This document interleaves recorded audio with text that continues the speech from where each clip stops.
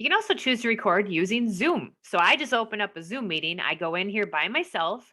I go ahead and share whatever screen I want to. So it's sharing whatever browser window I have, or you can do your entire screen. And then I start recording. And so it's going to pick up my audio, it's going to pick up my video, and it's going to pick up any screens that I go to. Video is completely optional. I can always turn that off.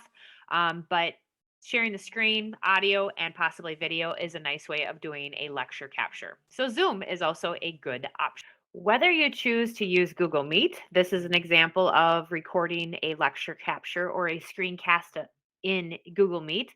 You can use it this way and you can navigate from tab to tab, and whatever tab that you go to or in your entire desktop, you can share whatever you want through Google Meet. But you're in the meeting by yourself and it's going to automatically record everything that you say, your video if you have your video on, and then also all of the screens that you share.